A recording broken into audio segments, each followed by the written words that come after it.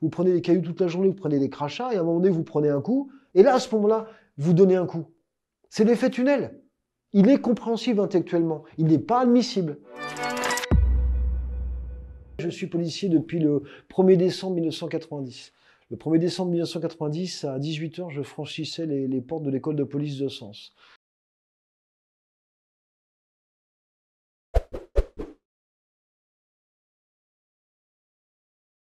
La police, la vraie police, c'est la police secours.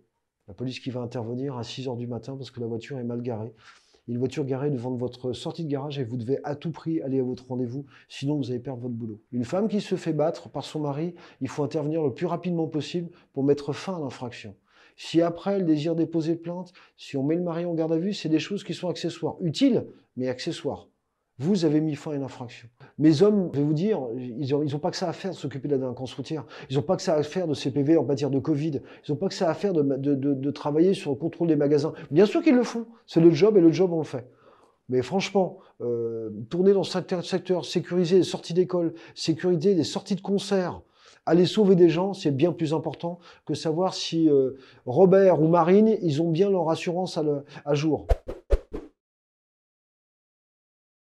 En fait, il y a deux choses. Le climat est plus violent et la société ne supporte pas la violence. Le moindre fait de violence ou qui sort de la norme est illégal, est inadmissible. On peut le voir notamment sur les violences qu'on peut reprocher à des policiers. Sur beaucoup de violences, les gens se trompent. Évidemment que la police fait usage de violence pour interpeller quelqu'un. Vous voulez interpeller quelqu'un qui a 200 grammes de shit, il va pas se laisser faire. À titre personnel, il y a effectivement des actes de violence que je peux dire qui sont parfaitement illégitimes, qui massacrent l'image que certains de la police, que certains essayent d'avoir. Très souvent, quand vous voyez, on parle en maintien de l'ordre, mais en quoi que ce soit, quand il y a des policiers qui dérapent, et il y en a malheureusement, c'est souvent par un manque d'encadrement. Le policier n'est pas là pour se venger, et c'est ça le problème. Mais c'est vrai que c'est compliqué. Vous prenez des cailloux toute la journée, vous prenez des crachats, et à un moment donné, vous prenez un coup, et là, à ce moment-là, vous donnez un coup. C'est l'effet tunnel. Il est compréhensible intellectuellement. Il n'est pas admissible. Comme c'est un policier, on va diligenter une enquête, et il sera sanctionné, bien sûr qu'il sera sanctionné. Mais 0,10% des interventions génèrent une saisine de l'inspection générale de la police nationale. Vous savez, parfois le peuple a besoin de jeu et de sang. Là, pour l'instant, le sang qui est plus facile à sortir, c'est le sang des policiers. Elle est dégradée parce qu'elle est sens unique, parce qu'on a besoin d'aide dans les rapports police-population. Je ne suis pas éducateur, moi. Je suis un policier, je suis schématiquement un chef de guerre urbain. L'expérience m'a appris et mon envie m'a appris à discuter avec des jeunes ou moins jeunes dans les quartiers, à aider des associations, bien sûr. Mais on a besoin d'aide. Qui va discuter avec une famille à la rue à 3 h du matin? Il n'y a même pas de service social la nuit.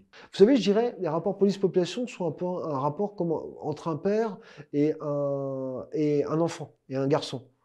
Trop longtemps absent, et quand il veut recommencer à mettre un peu d'autorité, on le critique. Les violences, violence, trafic de drogue. Violence, parce on a fait beaucoup de progrès, et c'est très bien, sur les violences conjugales. On en a quasiment tous les jours. Tous les jours. On a 2, 3, bien souvent des maris, mais pas que, mais bien souvent des hommes, en garde à vue pour des faits de violence. Oui, bien sûr. Bien sûr. Eu peur. Plus difficile pour un commissaire, c'est de dire à ses hommes, on recule, on attend. On n'est pas en sécurité. L'épisode le plus marquant pour moi au niveau de la peur, c'est passé à Montgeron, dans la ville où je suis issu, lors d'une manifestation lycéenne. Je ne fais pas attention. Je vais pour aider un de mes collègues dans la manifestation, et à un moment donné, un jeune, par derrière, me fracasse une pierre au niveau du crâne. Je suis tombé, KO. Et vous savez, ma principale peur que j'ai eue, c'est même pas pour l'intégrité physique. C'est qu'un des gamins me pique mon arme. Il faut qu'on évolue avec ça, mais le mortier, c'est notre grande crainte à l'heure actuelle. Le tir au visage, etc. On se fait tirer dessus, malheureusement, dans nos beaux lieux assez souvent. Donc je vais avoir un gilet pare-balles qui va aussi amortir le choc. Je vais avoir un casque semi-blindé qui va me protéger mon visage. Mais si le mortier, et certains mortiers, en particulier des mortiers allemands, m'arrivent pleine face, ça peut prendre feu. Et dans ces cas-là, en dessous, j'ai un t-shirt, j'ai ma peau. Hein. J'ai rien d'autre. Ça, c'est les anciens flashballs. Ce qu'on appelle le Super Pro, vous voyez la taille? C'est la taille des mortiers actuellement. Ça, c'est la taille du 40-46, le tir actuellement. C'est ça. Et actuellement, les mortiers sont de cette taille-là. C'est une arme qu'on a pu en service ici dans la police. je ne l'aurais pas frappé. Mais dans la gestuelle, vous voyez, je le bloque. Si vous prenez la scène, vous voyez ça. Si vous me prenez comme ça, vous dites, qu'est-ce qu'il va lui faire le policier? Et non, je fais ça pour dire, qu'est-ce que tu as fait? Il vient de blesser mon garde du corps. Il vient de le blesser. Mais vous voyez la scène, je le mets par terre, elle est visible sur les réseaux sociaux. Évidemment que c'est déplorable de se faire passer pour quelqu'un de violent, pour quelqu'un de raciste ou quoi que ce soit. C'est déchiré parce qu'on se dit, mais putain, mais c'est pas juste. Pour nous, en tant que commissaire, le plus difficile à avoir, c'est de leur dire, les gars, on va continuer à y aller dehors. Parce que la première réaction à l'heure actuelle, hein, si vous discutez, pas en mot d'ordre syndical ou quoi que ce soit, c'est, vous savez quoi? Qu'ils se débrouillent. La prochaine manifestation, on reste le pied à terre. Et j'ai vécu une aventure humaine à Calais où je pense que bien sûr ça a changé ma vie.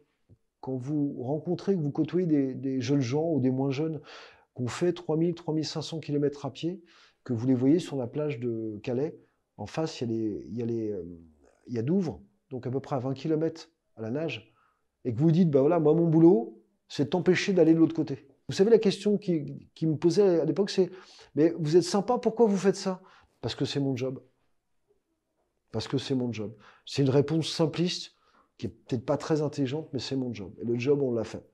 Le job, on l'a fait. Mais l'aventure humaine, elle était fantastique. La photo qu'il y a sur mon livre, c'est cette photo-là, qui a été prise alors que je ne savais pas qu'on la prenait. C'est le dernier migrant à la fin de la jungle de Calais. Il est syrien. Et c'est moi qui ai réussi à lui trouver quelqu'un de sa famille, de façon à ce qu'il ait un laissez-passer pour partir en Angleterre. Et là, vous voyez, derrière, il y a le feu, ça tire dans tous les sens, etc., parce qu'il y a quand même eu des affrontements. Et là, il fait le tour, et devant tout le monde, il prend le risque d'aller me remercier. Après, il prend le bus, le Chanel, et il va en Angleterre. Et ma plus grande fierté, c'est que j'ai plus jamais entendu parler de lui.